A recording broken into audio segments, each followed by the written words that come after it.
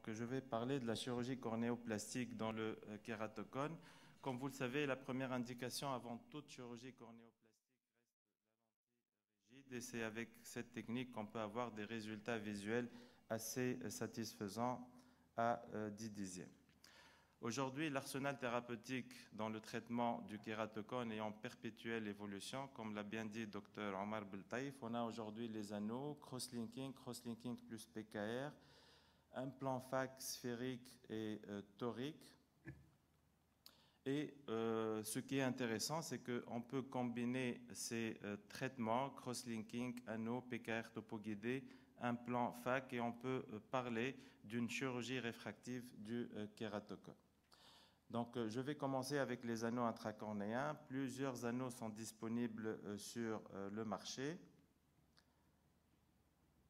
Donc, le résultat des anneaux réfractifs et topographiques sont toujours assez intéressants, avec une diminution de l'équivalence sphérique de l'ordre de 3,46, de l'astigmatisme de 3,88 en moyenne et de la kératométrie qui peut aller jusqu'à 5,59 dioptries, même plus. Le résultat fonctionnel avec les anneaux ne concorde pas avec les résultats réfractifs et topographiques, puisqu'on a un risque de 50% de perte en ligne d'acuité visuelle, surtout pour les kératocones débutants. Et l'amélioration de l'acuité visuelle est d'autant plus importante que le kératocone avancé. Donc, qu'en est-il de la qualité de vision? Il y a peu d'effets sur les aberrations cornéennes. Il y a seulement une diminution non significative des aberrations de haut degré dans les stades avancés. Donc, comme on l'a dit, il y a une discordance entre les résultats réfractifs topographiques et la fonction visuelle. Pourquoi? Parce que le mode d'action exact des différents modèles d'anneaux n'est pas encore parfaitement élucidé. Les nomogrammes disponibles ne prennent pas en compte tous les éléments, notamment la forme de l'ectasie, et les moyens d'exploration de la biomécanique de la cornée par mesure indirecte et indice de fiabilité. Donc, il n'y a pas de prédictibilité du comportement biomécanique de la cornée face à ces anneaux, avec une altération de l'acuité visuelle et la qualité de vision dans certains cas. Donc, pas d'amélioration et aussi pas d'amélioration des aberrations préexistantes, et parfois on a des aberrations induites par les anneaux. Donc, solution, donc comment faire pour améliorer nos résultats? Il faut bien choisir les cas et on peut aussi utiliser la PKR topoguidée qui aujourd'hui permet d'améliorer considérablement les résultats des anneaux intracornéens.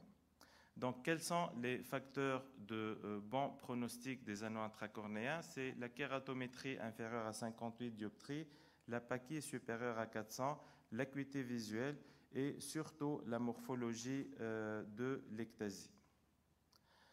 Donc, pourquoi? Parce qu'aujourd'hui, il faut vraiment prendre en compte de la forme de l'ectasie et idéalement, il faut avoir une parfaite congruence entre le profil d'aplatissement des anneaux qu'on a et la forme d'ectasie.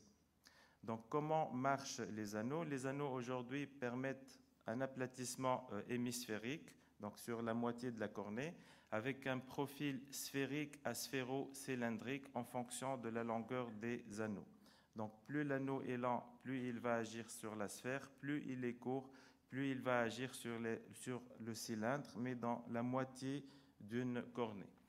Donc, on peut dire qu'aujourd'hui, on a des morphologies de bon pronostic qui s'adaptent bien au profil d'aplatissement des anneaux qui sont disponibles sur le marché, comme les morphologies en sablier symétrique. Et dans ce cas, on va mettre 2 anneaux de part et d'autre pour avoir un bon résultat.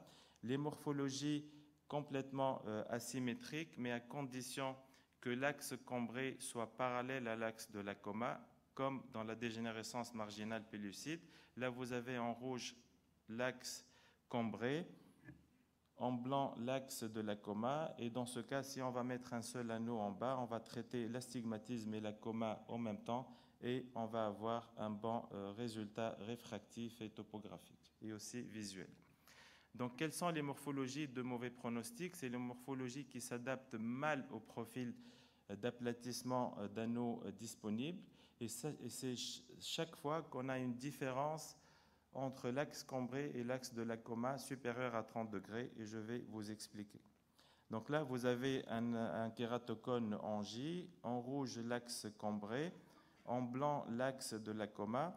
Donc dans ce cas, si on va mettre un anneau sur l'axe cambré, on va traiter l'astigmatisme et pas la coma. Et si on va mettre l'anneau sur l'axe de la coma, on va traiter la coma et on va surcorriger l'astigmatisme. Donc c'est les cas qui sont vraiment difficiles à gérer. Et c'est dans ces cas qu'on a des résultats pas très satisfaisants. Donc un autre cas, l'axe cambré en rouge, l'axe de la coma en blanc. Donc si on va mettre l'anneau sur l'axe cambré, on va traiter l'astigmatisme et pas la coma, et vice-versa. Donc la solution dans ces cas, c'est les anneaux progressifs qui ont permis d'améliorer considérablement les résultats dans ces cas. Donc là, vous voyez deux kératocones qui sont similaires. Le premier a été traité avec des anneaux standards. Et là, vous avez un résultat topographique moyen. Là, vous voyez que l'astigmatisme a été traité, mais la coma persiste dans la partie inférieure. Donc, on a eu un bon résultat réfractif, mais pas un bon résultat visuel. Le deuxième cas a été traité avec des anneaux progressifs. Et là, vous voyez une meilleure homogénéisation de la topographie avec un bon résultat topographique et visuel. Donc, je vous présente le cas clinique d'une patiente âgée de 26 ans qui a un kératocone bilatéral plus avancé à gauche. Donc, l'œil droit a été traité et l'œil gauche ont été traités avec des anneaux intracornéens. Et là, vous voyez un bon résultat à droite et un résultat moyen à gauche. Donc, résultat réfractif satisfaisant sur l'œil droit, donc réfraction à moins 0,75 et une acuité visuelle corrigée à 6/10. Un résultat incomplet à gauche avec une acuité visuelle corrigée qui ne dépasse pas les 2/10. Donc, nous avons décidé d'améliorer le résultat à gauche en réalisant une PKR topo-guidée associée à un cross-linking. Donc, le résultat 4 ans après, toujours un bon résultat à droite 6/10 et une amélioration du résultat à gauche grâce à la PKR topo-guidée et le cross-linking, et on est passé à 8/10 corrigé.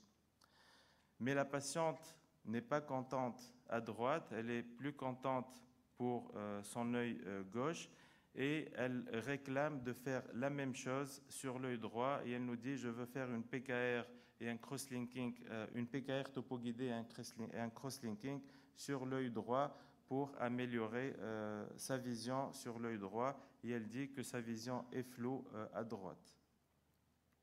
Donc elle veut faire la même chose malgré un bon résultat topographique et visuel. Donc pourquoi la patiente n'est pas satisfaite sur son œil droit malgré que le résultat réfractif et visuel est bon? Donc on fait un examen aberrométrique et on voit que les aberrations sur l'œil droit sont assez élevées, avec des aberrations totales de 3,37 microns et des aberrations de haut degré de 1,96 microns.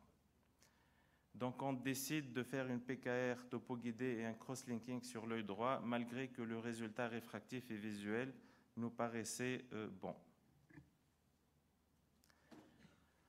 Donc on fait une trans-PKR topo-guidée en mettant une réfraction de moins 1,25 et moins 1,25 de cylindre.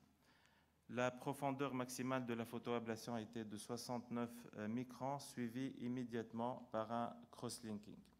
Et là, on a été vraiment surpris par le résultat qui est passé de 6/10 à 10/10 en post-opératoire et une patiente très satisfaite et pas de plainte. Donc là, vous voyez une réduction assez intéressante sur les aberrations de haut degré. Donc on est passé de 1,96 à 1,28. Donc PKR plus crosslinking. Donc on va réaliser ce traitement soit après anneau intracornéen, comme on l'a dit, c'est un traitement du reliquat réfractif et aussi pour améliorer la vision en traitant les aberrations de haut degré, soit de première intention dans le kératocone stade 1 et stade 2 débutant. Donc le but, c'est de compenser la métropie résiduelle et d'améliorer la meilleure acuité visuelle corrigée. Donc les précautions d'usage, il ne faut pas que la photoablation dépasse les 70 microns. Il faut la faire sur une bonne pachymétrie supérieure à 450 microns et on va privilégier les aberrations de haut degré pour améliorer la vision et on associe un crosslinking dans le même temps opératoire. Donc là, je vous présente le résultat d'une étude qu'on a réalisée l'année dernière, pourtant sur 20 yeux, où on a fait un traitement PKR topo-guidé plus crosslinking après anneau intracornéen et chaque fois que le résultat des anneaux était incomplet, avec un résultat réfractif assez satisfaisant et aussi un résultat visuel aussi satisfaisant. Donc on avait 10 dixièmes dans 4 yeux, plus que 8 dixièmes dans 12 yeux et plus que 5 dixièmes pour 19 yeux. Donc là, je vais conclure parce qu'on a dépassé le temps.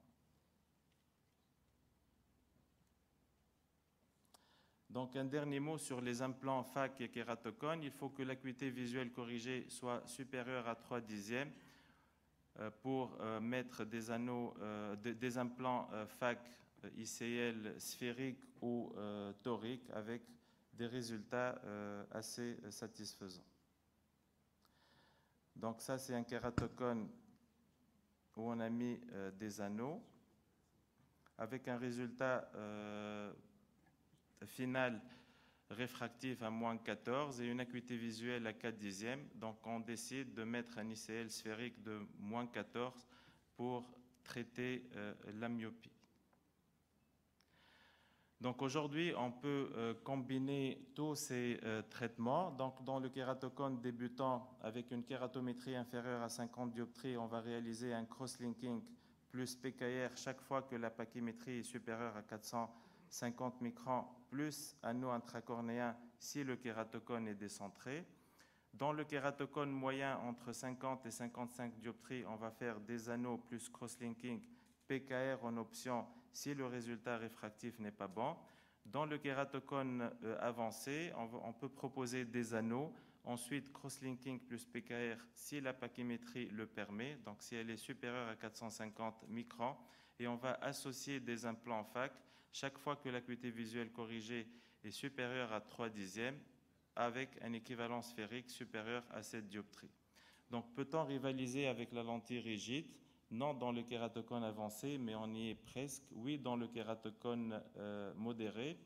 Donc à retenir, c'est qu'aujourd'hui on fait beaucoup mieux et les résultats de la chirurgie cornéoplastique se sont nettement améliorés grâce à la combinaison des différentes techniques et au progrès sur les anneaux et les logiciels des traitements topo guidés. Je vous remercie.